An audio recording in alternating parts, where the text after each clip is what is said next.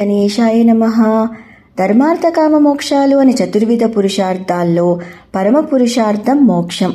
జీవుని జన్మకు సార్థకత అంటే అది మోక్షమే. అటువంటి మోక్ష ఫలానికి ఎవరు అర్హులు? అసలు మోక్షానికి కావలసిన అర్హత ఏంటి? అన్నిటికంటే ముఖ్యంగా అసలు మోక్షం అంటే ఏంటి? సత్యాన్ని తెలియనివ్వకుండా ఏ అజ్ఞానం జీవుణ్ణి కప్పివేసి సంసారమనే గాఢాంధకారంలో చిక్కుకునేలా చేస్తుందో ఆ అజ్ఞానమే బంధం. ఏ క్షణమైతే ఆ అజ్ఞాన చీకట్లను సమూలంగా నాశనం చేసే జ్ఞానజ్యోతి మన హృదయాకాశంలో వెలుగుతుందో ఆ క్షణం జీవుడు అనుభవించే శాశ్వత బ్రహ్మానందానుభూతే ముక్తి అంటే. అదే మోక్షం, అదే కైవల్యం. ఆ ముక్తి కోసం జీవునికి వేల వేల సంవత్సరాలు తపస్సు చేయనక్కర్లేదు.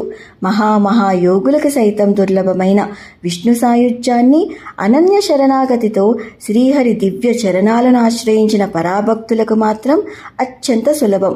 దానికి అద్భుత ఉదాహరణగా ముహూర్త కాలంలో ముక్తి పొందిన ఇక్ష్వాకు వంశ చక్రవర్తి అయిన ఖట్వాంగుడిని, మరియు కేవలం 7 రోజుల్లో ముక్తి పొందిన పరీక్షిత్ మహారాజుని చెప్పుకోవచ్చు.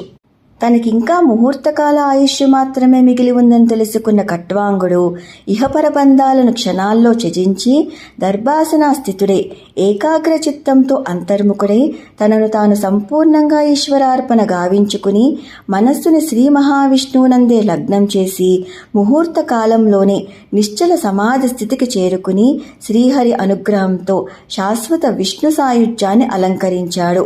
ఇక అర్జునుడి మనవడైన పరీక్షిత్ మహారాజు సుఖమహర్షి ఆధ్వర్యంలో అరణ్య శరణాగతితో భాగవత శ్రవణం చేసి తద్వారా కృష్ణ రసానుభూతిని పొంది కేవలం 7 రోజుల్లో ముక్తిని పొందాడు.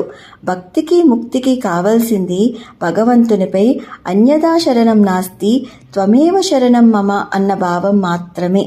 సర్వం కృష్ణార్పణమస్తు. స్వస్తి. Please to like, share and subscribe. Krishna Sakhi.